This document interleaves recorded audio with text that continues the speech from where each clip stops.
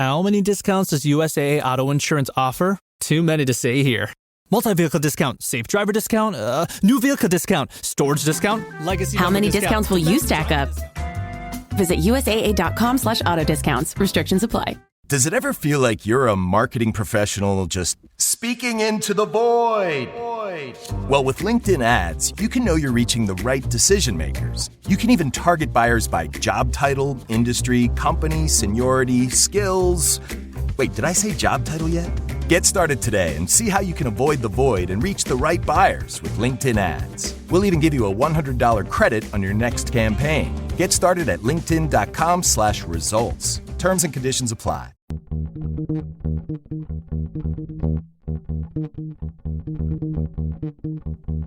Hello, my name is Damon Friedman, co-founder and president of SOF Missions. As a 20-year veteran within Special Operations, I've gone through many challenges due to my military service and time in combat. We felt called to start SOF Missions to serve our fellow brothers and sisters in arms, focusing on suicide prevention and resiliency. Our mission at SOF Missions is to empower warriors to find purpose and be resilient. Since 2011, when we started the organization, almost 3 million men and women have deployed to Iraq and Afghanistan. Unfortunately, the scars of war take a toll on their psychological, physical, social, and spiritual health. Many veterans feel a sense of hopelessness and a loss of purpose when they return to civilian life. They feel isolated and alone, unable to reconnect. And in the greatest of tragedies, over 20 veterans lose all hope and take their own lives. Our goal at SOF Missions is to provide veterans the tools and resources so that they don't become a statistic. We offer a unique approach to combating veteran suicide through a whole health, intradisciplinary model. The Be Resilient program is a 4-pillar methodology that addresses the areas of psychological, physical, social, and spiritual wellness. We provide care through 3 delivery methods: medical clinics, retreats, and educational training. Since we started back in 2011, we have been able to reach veterans in all 50 states and have served over 3,000 veterans through the Be Resilient program. Being resilient is a multifaceted and complex issue. We know that to find a lasting solution, we have to address the whole warrior. Many challenges cannot be solved by providing the treatments and modalities of just one component, but by tackling them all. Now, we've expanded our services to include law enforcement and first responders. Together, we can make a lasting impact in the lives of warriors across the nation. To learn more, visit our website at sofmissions.org. For your post assignment, all units proceed to your post assignment.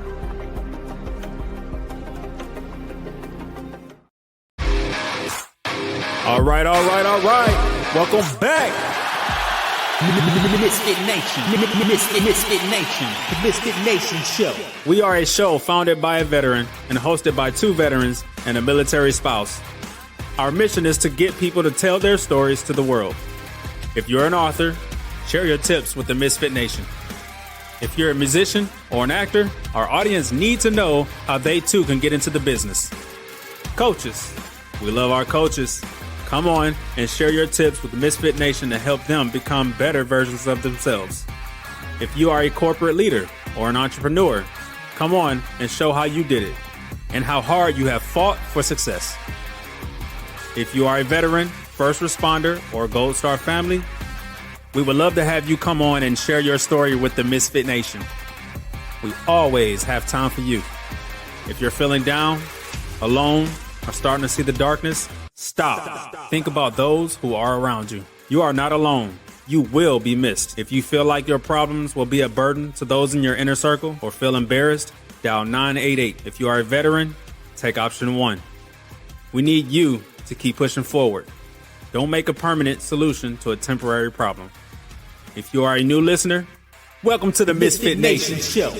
Be sure to subscribe to our show on your favorite podcast app. Also on our YouTube channel at @the_Misfit Nation. Subscribe and click the bell to keep you up to date on our latest episodes and all of our news. You can also find us on Heroes Media Group and About Face Radio. Now, Let's get to the show.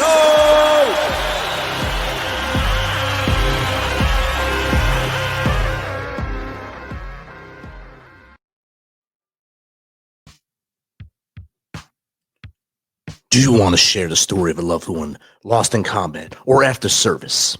Reach out. We are looking for 3 more shows for Memorial Week, the 25th, the 26th, and the 28th. 3 more guests to share their stories. Reach out to us at info@themisfitnation.com. Now, it's time! Grab a butter biscuit. Get ready as the thunder rolls. The building shakes. The boys are fresh. 1 week in the making. Lacey is pumped for his next trip to the motherland. Cagney is fresh on his day off in the world according to Daloob and the hunt for the infamous douche Vinia. Put on your seat tray up in the locked and ready position. Crank down on those harnesses and let's get ready to rock and roll. Because as you know, the boys are back. Now get it, boys. The boys are back in town. Good evening, Misfit Nation. Good evening, Misfit Nation. Welcome to the Toosday Crew, and we hope you all are doing well. Good evening, Stephen. These intros get better and better every week, don't they? Oh, they do. You got to give it to the producer. He's on it. Yeah. He is on it. He is on it. So, how was your day off? It was good. Ran errands, took care of things like always. Good deal. How about yours? It was a good day. Did you get the rain you were expecting the other day? No. Well, we got a little bit, and then last night, like about 3 miles before it got to us, it just kind of shifted off to the north, and it tracked northwest and went right around us. That's good. You saved you from a headache. Yes, but I'm sure that I'm planning on cutting grass tomorrow, so I'm sure we're going to get more rain. I'm going to have rain all day tomorrow. Yes. Hey, if you're out there listening for the first time, do not forget to like and subscribe and share. Get us out there, and we appreciate you doing that, because the more people that hear us, the more people we can get to, and maybe just maybe we can help somebody out, save a life. So, Misfit Nation, tonight, I hope you like music. You like music, Stephen? I think I do, yes. Hey, I love music, and tonight we have an indie band. I hope I'm pronouncing this right. Hecojeni. It's Jeff and Heath. They are a duo, and they was making music for a long time ago, and then they spent 30 years apart. One went into the IT profession. The other went in to the Marine Corps. Well, recently they have reunited, started making music again, rediscovered their passion for songwriting. So without any further ado, let's get Jeff and Heath in here. Gentlemen, good evening. Good evening. Glad to be here. Hey, Jeff and Heath, I gave about a 5-second intro as to who y'all were and what y'all do. And I know I can tell by your gray beard, Heath, that there's more to you than that 5 seconds. So won't you guys just kind of tell your stories, start from wherever you want, and how we got here today? Jeff, why don't you go first? Sure, yeah. So, Heath and I met in college.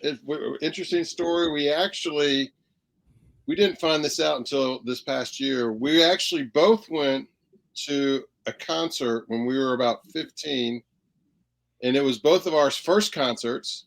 We were both there, and we didn't know each other. We would meet each other 3 or 4 years later, and it was New Edition was the headliner, and then Houdini and the Fat Boys were the opening acts.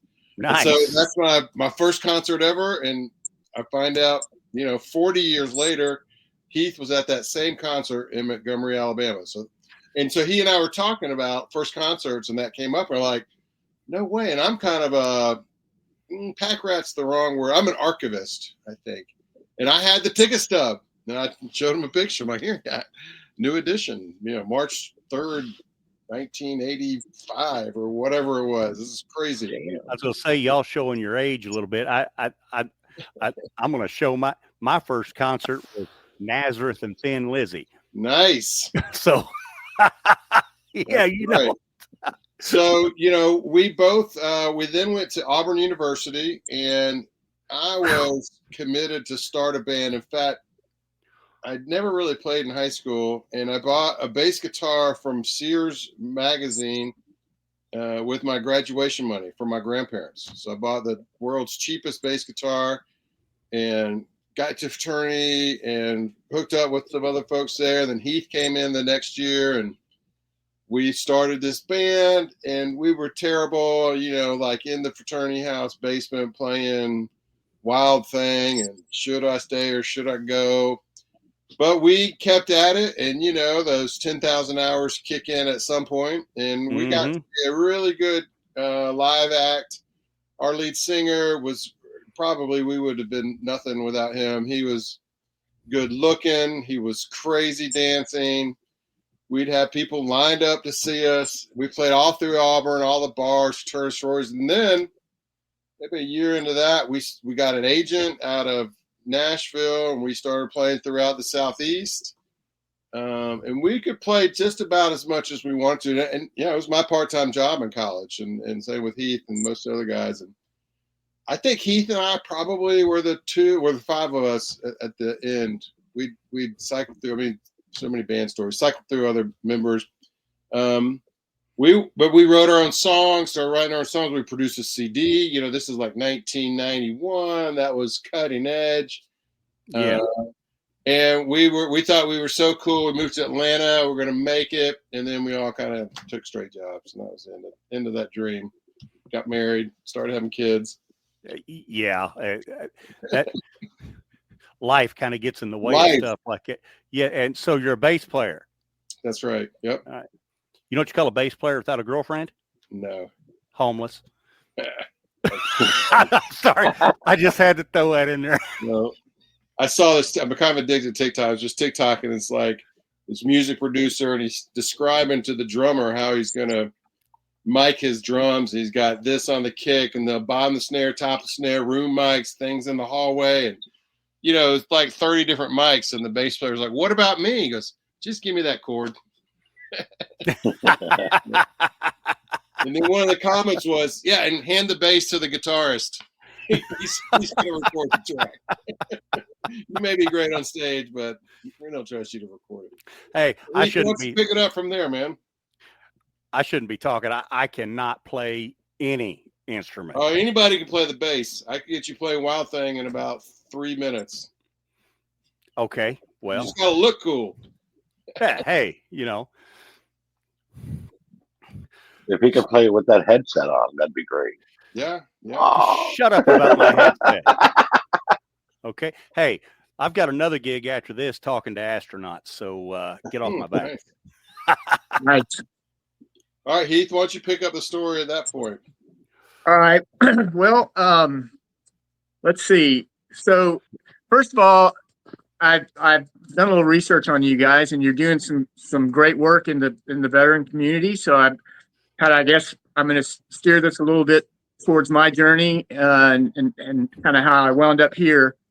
Like Jeff mentioned, after school, we all took corporate jobs, me included.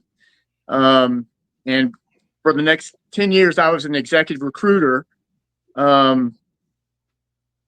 The event during 9/11, actually, I was on an assignment in Ireland, working corporate job, and I was really homesick. Everything that was going on here in America, and my father. Let me back up for a second. I grew up. My father was First Force Recon Vietnam Marine. It just really, big shoes to fill.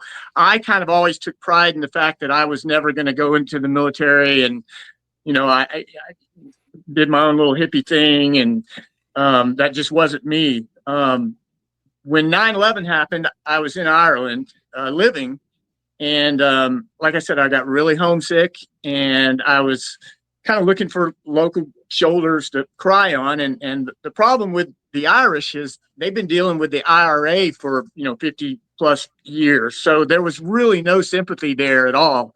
It was more like, you got what you had coming, Heath.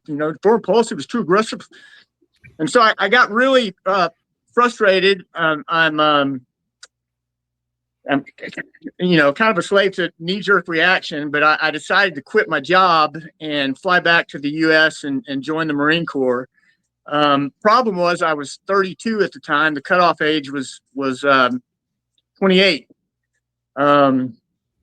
Anyway, I wound up coming back. I wound up quitting my job, but came back and got an age waiver and became a grunt Marine. 2002, and be careful what you ask for. Yeah. I mean, I knew Afghanistan was on the plate. Iraq was this weird thing out of nowhere, but I was never doing the Marine Corps for a career. I kind of wanted to do my part. And like I said, I had 3 combat tours. Did Afghanistan once, Fallujah, Iraq. But anyway, kind of related to what you guys do. When I got out, I had a pretty rough time. I went to work for the State Department in DC briefly, but I wasn't geared up to do anything like that, especially in Washington DC. And so after a year, I was really struggling. I kind of went off the grid. Wasn't keeping in touch with Jeff, or anybody for that matter. So for the next 10 years or so, it was really, we'll just call it a gray area in my life. After that period, I stayed in touch with my family and stuff, but kind of got my act together a little bit. And I opened up a donut shop in Port Royal, South Carolina, called Maynard's. It's still there, actually. Nice. Decided it was time for me to, straighten up and get back into the world. And so I still wasn't 100% there yet, though. I had a girlfriend / business partner that we owned the little donut cafe with. We decided to sell it. This is kind of where I had my epiphany. You never go in business with family or friends. It's just rough. Never, 99% of the time it doesn't end up well. And this was the case with us. We were butting heads, and we sold the business. And one of my neighbors had a floating box, a 50-foot marine trader yacht that he kept moored a half mile offshore. Right, actually, I could see Paris Island from where it was. But I mean, it was, when I say a floating box, I mean, it was just a floating box. Call it a yacht is an overstatement. But anyway, to escape this woman, partner, ex-girlfriend of mine, I went to my neighbor and I said, look, man, let me rent this boat. I need to get, offshore. She's angry. She can't get to me out there. And I was just going to do it for 2 weeks. He said, yeah, you can rent it. And so I took a kayak out to it. And 2 weeks turned into 2 years. I was, very isolated out there. Had, wound up having solar, wound up getting internet. It was livable. It was more than a floating box at a while. But I spent the next 2 years pretty much at sea and kind of away from everyone. And the guy I rented it from had made the comment to me. He said, be careful about trying to find God, because you'll find him out there. And he's an old captain, really versed at being on the water. And it changed me. Just had a lot of time, not just to reflect, but a lot of time to connect to the universe, and had a lot of really cool things happen at night out there. And some things that you can't explain any other way than, that's just a real connection to God.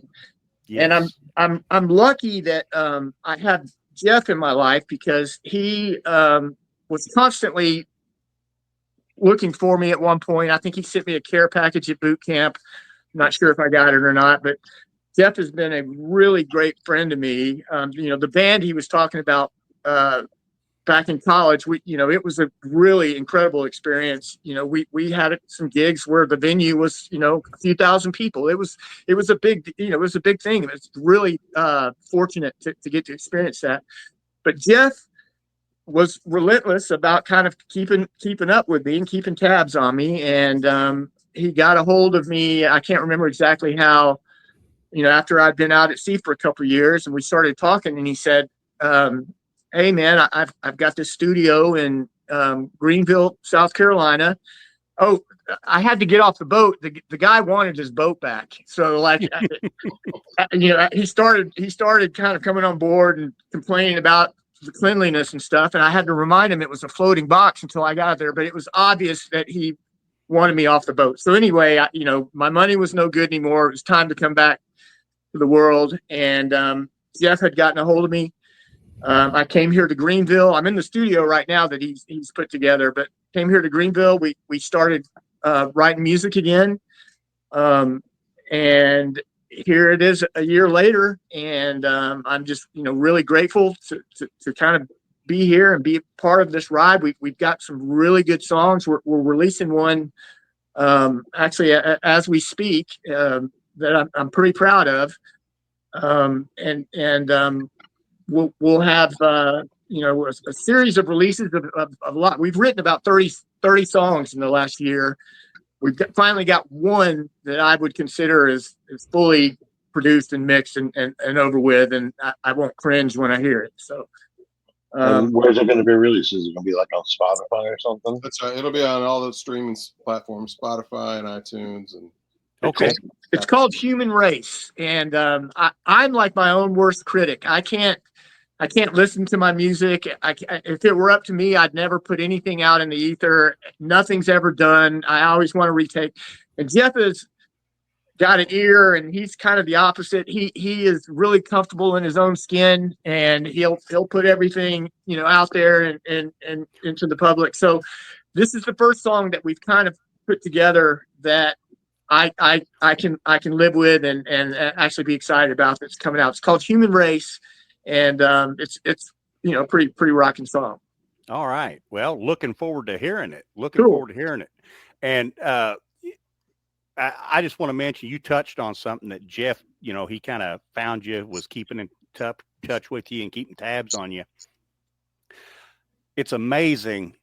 And if we're lucky in life, we have that one friend. Yep.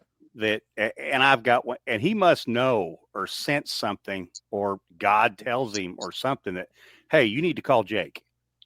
And he'll call me. I'll get a phone call, and he's like, hey man, just check and see how you were doing. And, and need anything. And and it is amazing you feel really blessed to have friends, like you have Jeff. It's an amazing feeling to have that. Absolutely. That's awesome. See, I took it as a different way, because when he said he still had the stub and he remembered the exact date, that brings up my friend Vinny that grew up next door to me.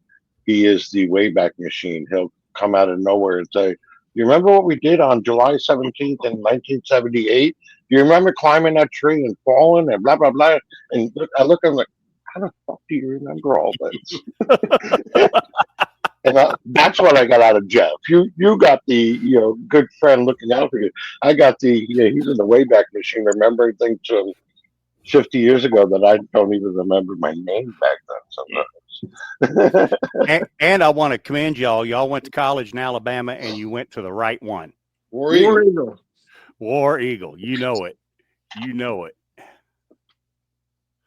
Yeah, you can't be for Alabama. That's like pulling for Darth Vader in the Empire. It's like if Alabama was playing the Taliban, I would pull for the Taliban. Right. Yes, probably so. I saw a thing at COVID. It said if one team had to give up their football season so that everybody else could play, why did you pick Alabama?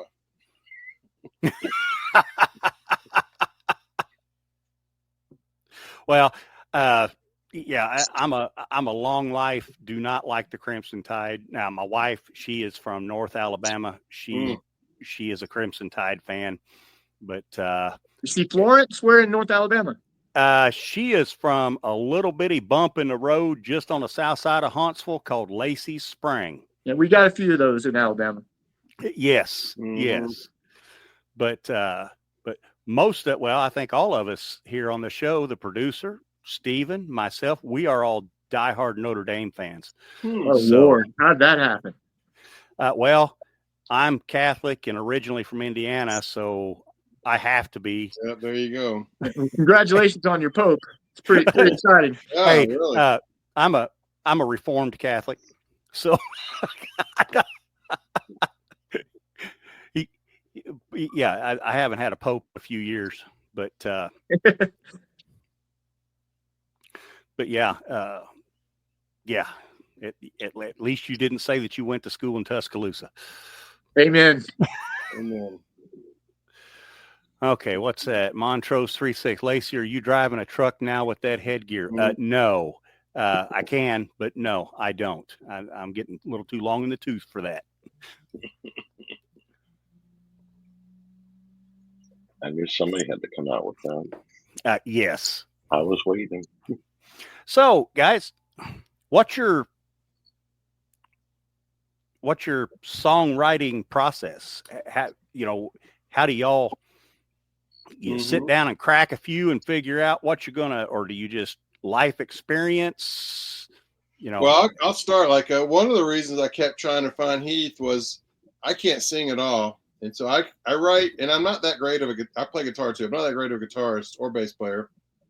And so when I play, I was trying to explain this to Heath the other day. He didn't quite believe me. I'm like, I can't sit there and play like a bunch of songs around the campfire. I don't remember them. Like the 30 or 40 songs that we knew in our cover band, those are the songs that I would sit and play because I know them. Mm-hmm. But I don't learn other songs. And so when I sit down with a guitar, I just play a fool around with it until I write something that sounds cool, a little riff or a couple chords. And I'm always searching for something that's not just GCD or whatever, which is just the standard, circle of fifths chords that every song in the world practically is like that, whether it's Katy Perry or Bon Jovi or Led Zeppelin. Or Bach, right? I mean, they're all written in that same GCD pattern. So I'm always looking for something slightly different, but it sounds cool together. But then for me to write a melody on top of that, I tried that a couple times in the old band, and they're just terrible. It sounds like no melody at all, really. And so Heath can write melodies to my crazy little riffs, and those are the better songs, I think, that we had in the old band. That's one way we write them. And so I write the music, and Heath will write the melody, and we'll write the words together. The other way we write them is Heath channels from the universe a full, complete song. 3 verses, a chorus, a change, a solo, and that's it. And it's a finished song. And those are great songs too. So those are the two ways that we kind of write songs, I think. So nice. Heath, what color crayon do you chew on while you're thinking of music? I knew the Marine Corps jokes were coming. What you got? I haven't eaten yet. One reason I kept looking for Heath, it's like nobody else could write melodies on the music. So I had 100 songs I had written that just kind of sitting around, but can't put a melody to it. So Jeff writes some really unique, kind of weird songs. I mean, I consider myself a metalhead, a grunge. I love Tool and Soundgarden, but our music, it creates itself. It's not.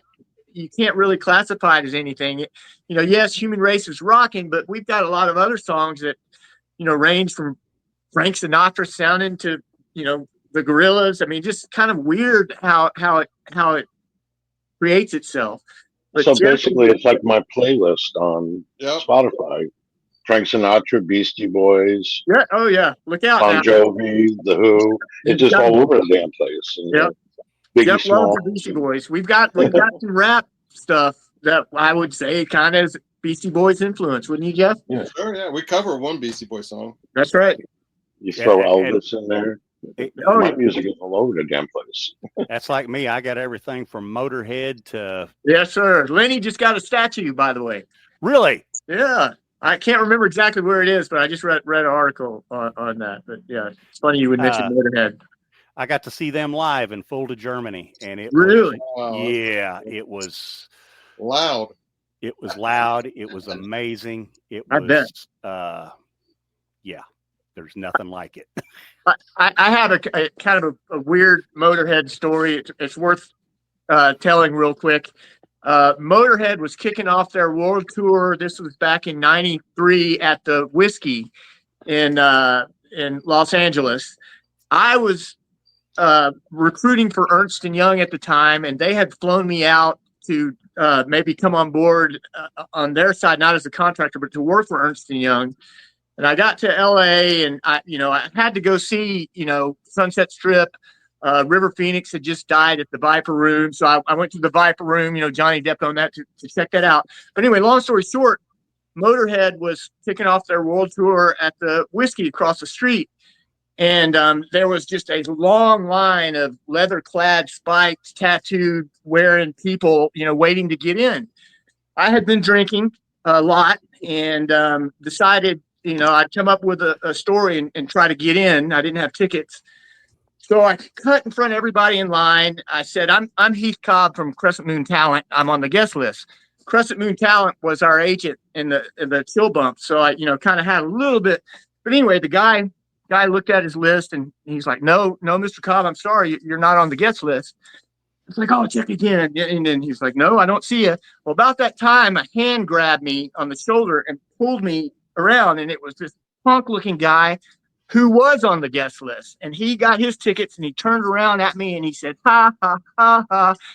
And it was Puck from the Real World San Francisco, which I didn't like that guy anyway. So I was pissed that Puck was on the guest list and I wasn't. So anyway, there happened to be an inflatable raft, dolphin raft, somebody in line, throwing beach balls and stuff. I grabbed it and proceeded to, mess with Puck. Give me that ticket. Puck was trying to hawk one of his tickets. He finally gave up, flipped me the bird, and went inside. And needless to say, I didn't get inside to see Motorhead. So I'm jealous that you got to see him in Germany. I tried in Los Angeles. Yeah, it was an experience.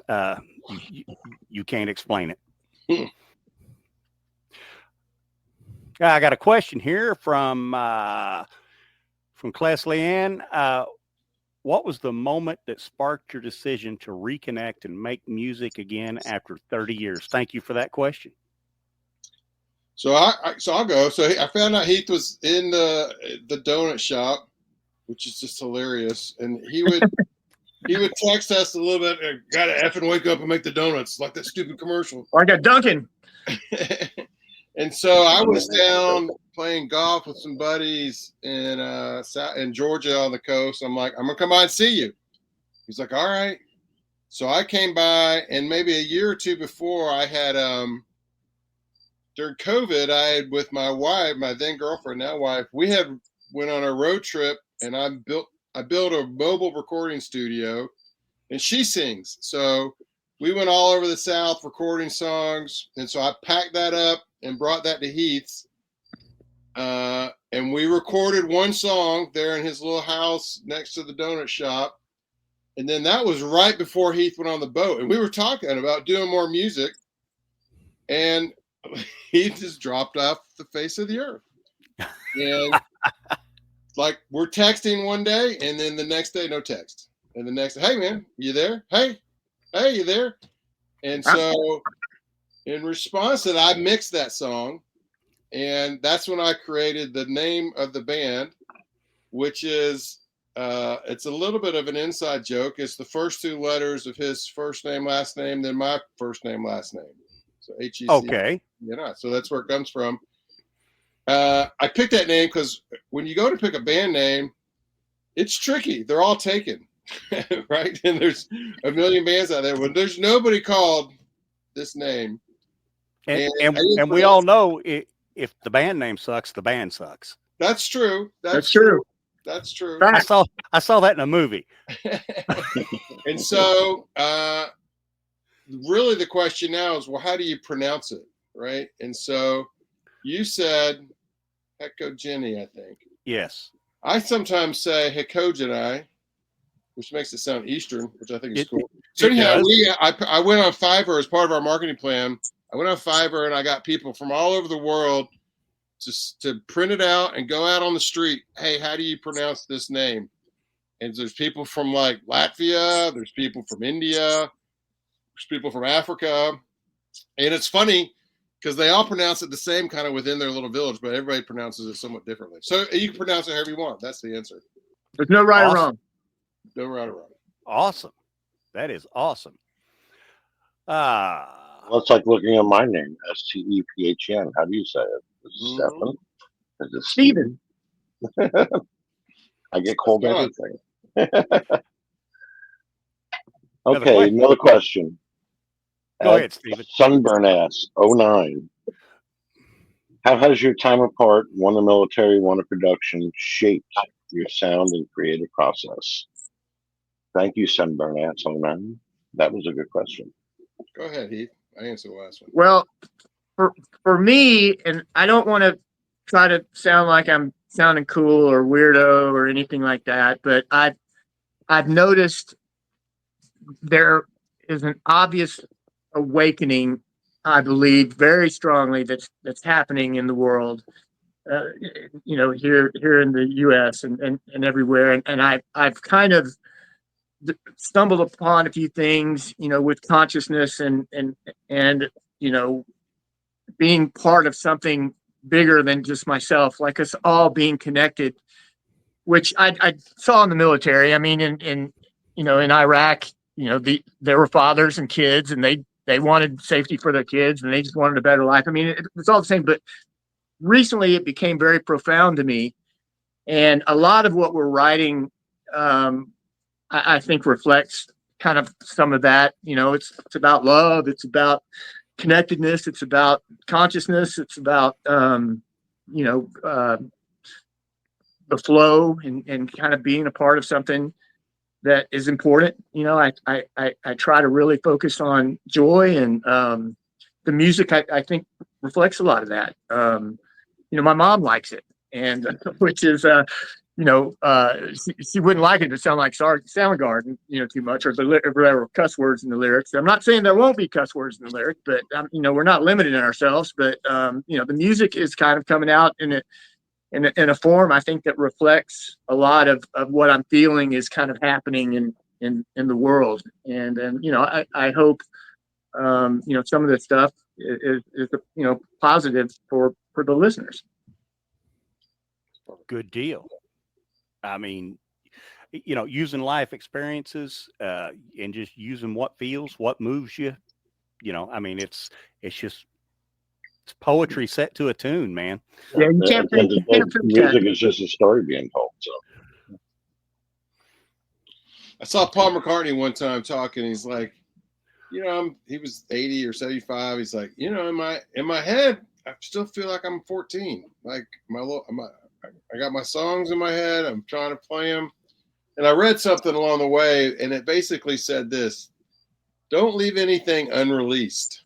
Like, don't hold it inside of you. There's something inside of you that needs to be out in the ether. And so that's what my drive is a little bit.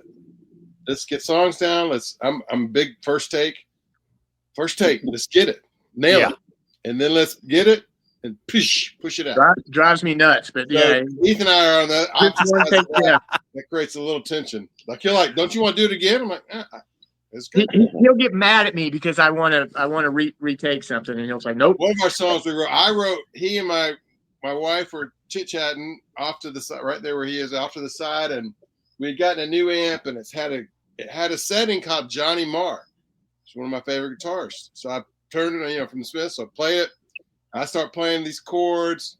I turn on the recording studio, put on a beat, the headphones, and I'm playing.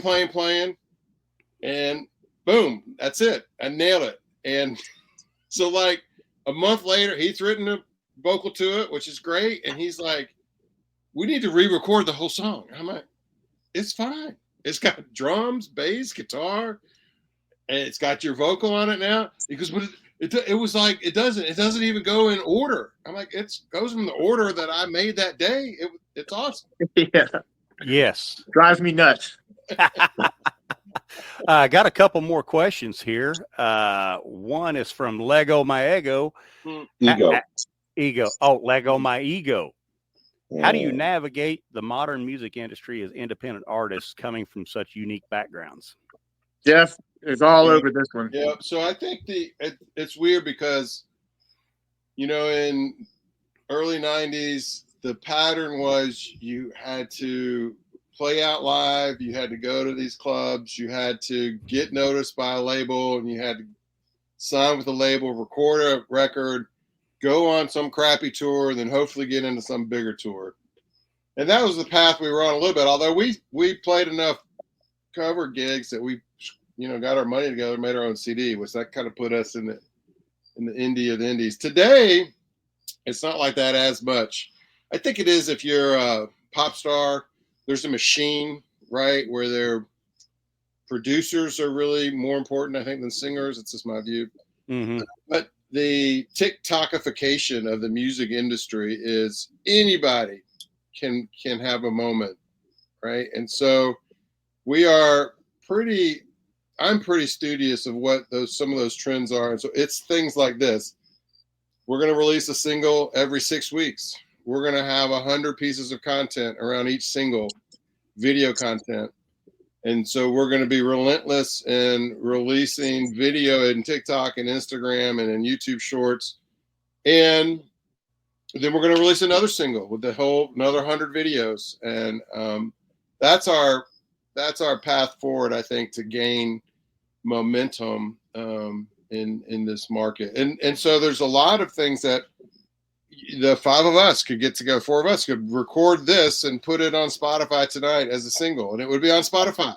It's not hard. What's hard is there's 60,000 new songs on Spotify every day. Yes.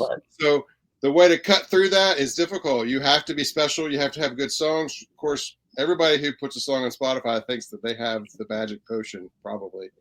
Heath and I, too, we think we have the magic potion. We have good songs. We have some life experience that probably a lot of people don't have.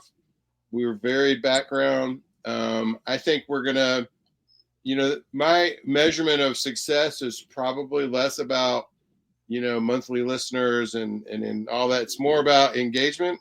If we had 100 people that we were engaged with and that was interested in waiting, hey, sending us text messages, when's the next single drop? Supposed to be in 4 weeks. Is it going to drop? That's a measurement of success. There's another little paradigm, which is you have 1,000 super fans per band member. That's enough to sustain a career. Yes. So you want 1,000 people that are willing to listen to every release. That's kind of easy. But buy a T-shirt a year, probably, maybe 2. Buy a sticker or a magnet a year. Come see your shows when you're in their town. And maybe join your Patreon account for $5 a month. So all of a sudden you get 100,000 people, or you get 1,000 people like that spending $100 a year. It's a lot of money. Yeah. And so I think that's the way we're going to navigate this a little bit is a TikTok single release strategy, and then what is the way to monetize that over time? So that's Now are you all on Facebook and Instagram? Well, we're back. We're ready, right? We have. In fact, I've been using ChatGPT for probably about a year to build this release checklist. What's the checklist? What's due today? And so right now, I don't know if he's the boss of me or if I'm the boss of him, but we have a plan and we're trying to track to that plan every day. And the release date will be June 30th. And so we have accounts, but we haven't really pushed anything in those accounts until we have this single. So that's the process. All right. And I just want to interject one thing. I'm old school, and to me, at the end of the day, it all boils down to if you hear one of my songs and you're singing it in the car later, or you're singing it in the shower, it's got to be catchy. It's got to be something that gets somebody motivated. They enjoy. Maybe they listen to it working out. So anyway, Jeff, I'm very fortunate to be able to ride his coattails and his marketing strategy. I am so technologically unaware of everything. I don't have social media. I don't have any of that stuff. So it's a miracle that Heath has his phone working to record this podcast. Yes, I told him that. I told him that. So he has a stack of papers and a 300 staple gun. Between he and I today to get this. I'm proud of you, Heath. Thank you, buddy.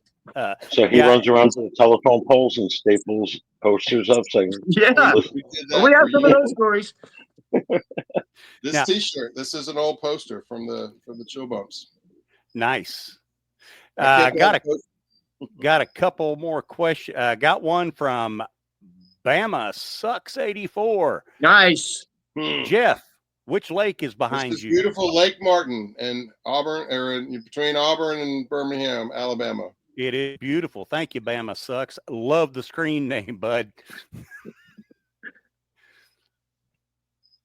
Next one up is at True Believer Jeans. What's the story behind your single Only in My Mind? I'll take that, I think, and then Heath, you can expand on the words maybe. So that song was a bass riff.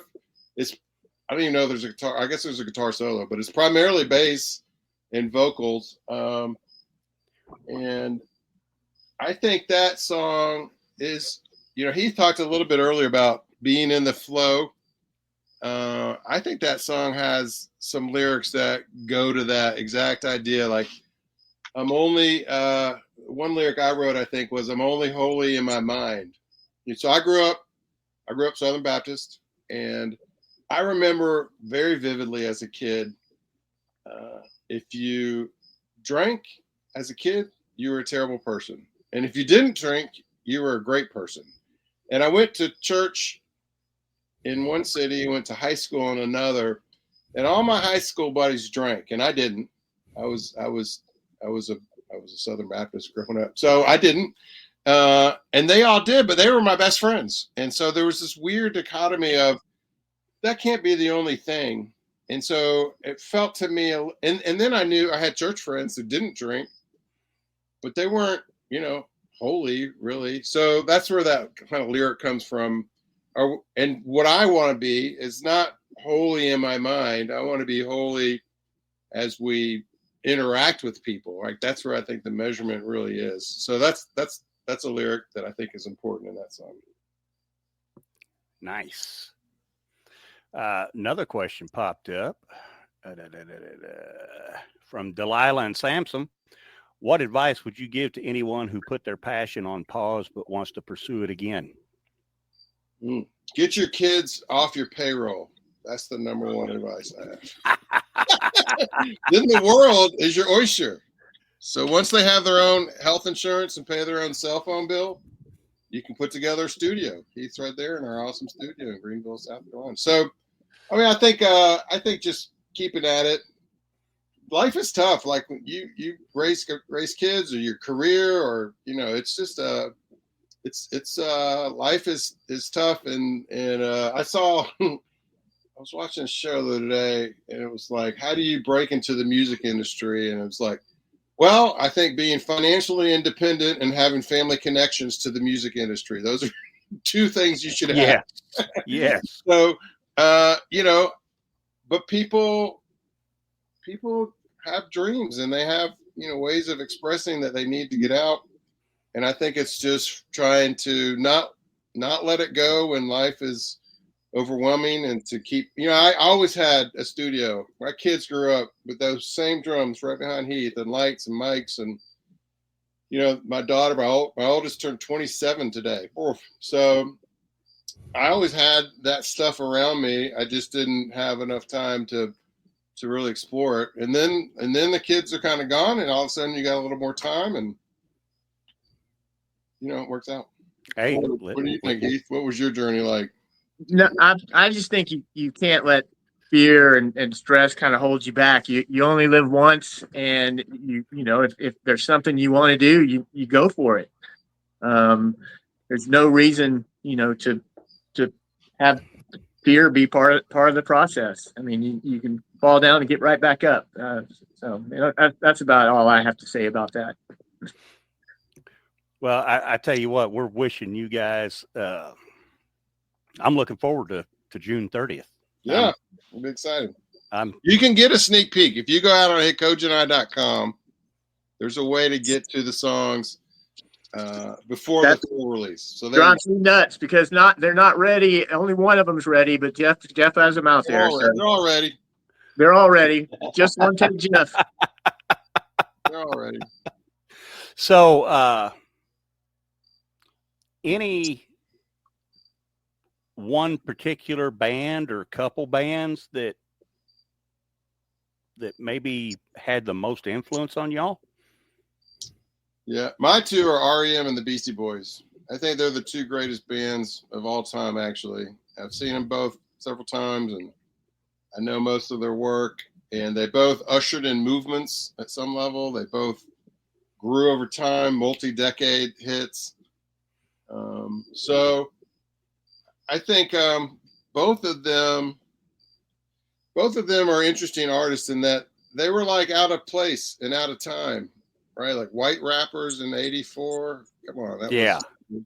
And then guitar-based rock in '81, '82, when everything was going kind of disco new wave.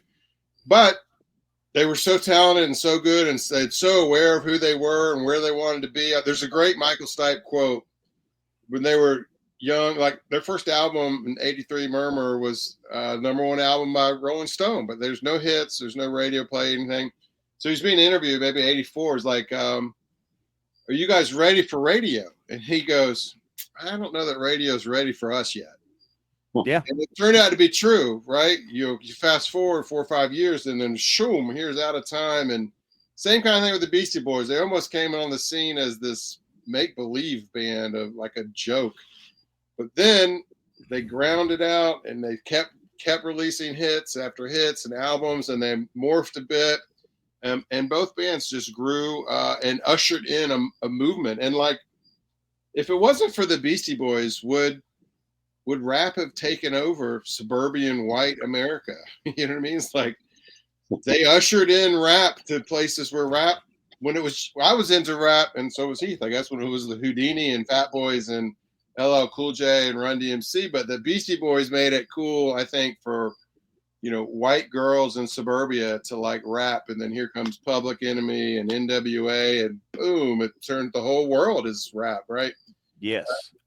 All those artists, I'm sure, would have been successful, but the Beastie Boys certainly were right there, ushering that into a new audience. And same with REM. Like, you wouldn't have had a thing called alternative rock if it wasn't for REM. No, that's really what the 90s was alternative rock, and it's like, oh, there, it's REM. That's why it's called that. Yeah, and then all the alternative bands that followed them. That's right. Yeah, hundreds of them. Yes, thousands. And Heath, you said you're an old metalhead from way back. So yeah, Jeff mentioned one of them. I love Public Enemy and a couple of the songs they did with Anthrax. My favorite band is Tool. I mean, I named the little restaurant that Jeff will give me a hard time. The cafe, donut shop, Maynard's. My dog was named Maynard. My ex took my dog, but anyway, so that's a country song, man. Yeah, that's a country song. Right? She flattened your tires. She took your dog. I have a quick aside. I had this weird IT thing where these tape drives were called Maynard tape drives, and there was a stupid story about it. And I was telling Heath, I have this word Maynards that was in my life a long time ago, and he goes, "That's just the universe winking at you."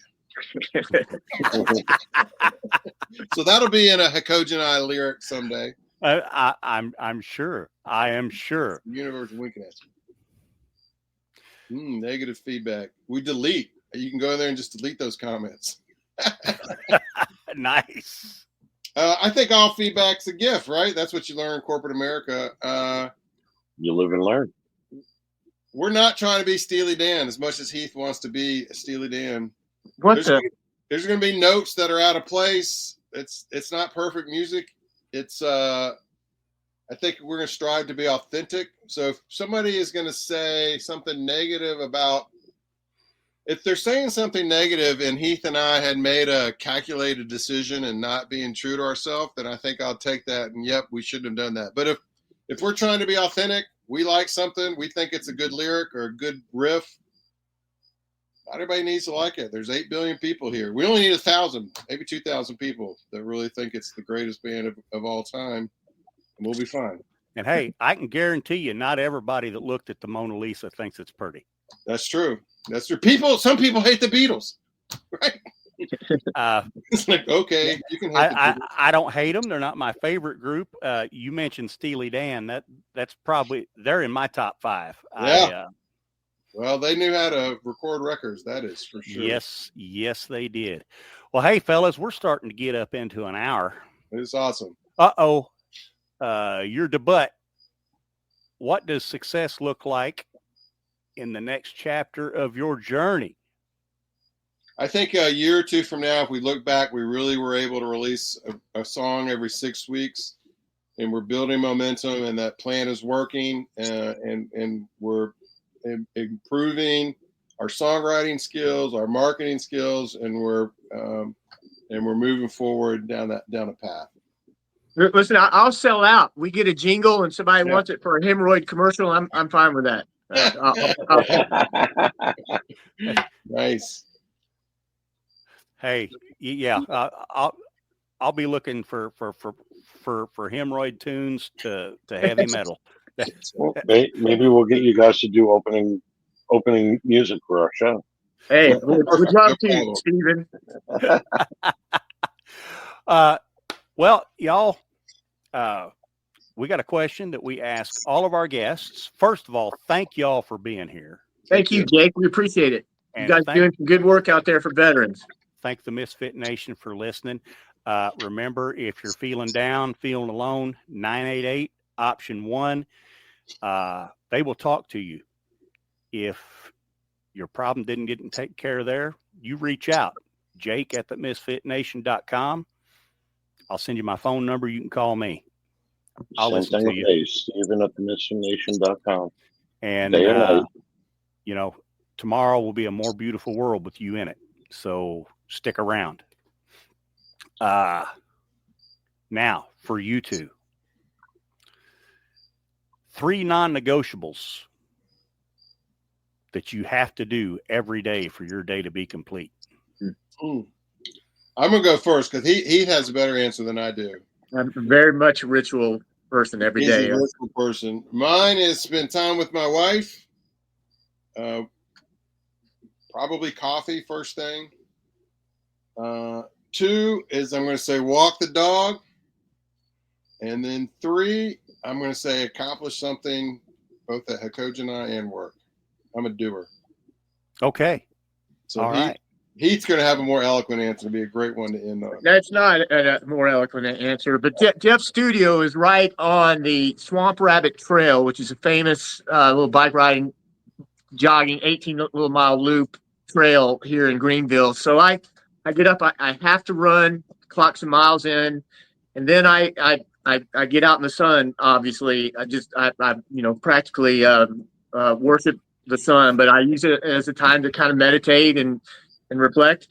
And then I usually kind of kick back and write some music. So it's a little daily habit that I really enjoy. If anything interrupts this habit, I lose it. So I'm not all sunshine and rainbows yet. I'm trying to get there, but I have to kind of get those things in every day.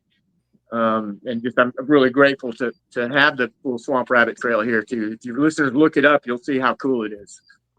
All right. Misfit Nation. The band is Hecojeni. The website is www.hecojeni.com. And on June 30th, they are going to release and rock your world. Human Race. Or name of the song. Human Race. Human Race. And what are we following on TikTok? Hecojeni. Be on TikTok. Okay. Hecojeni will be on TikTok. Okay. All right, gentlemen. You have a wonderful evening. I'd like to thank everybody for jumping on. And I tell you what, we'll try to get you back on here again after your release. Appreciate it, Jake. I enjoyed it. Yeah. All right. Good time. Rock and roll. Rock and roll. Thank you, guys. Rock and roll. Thank you.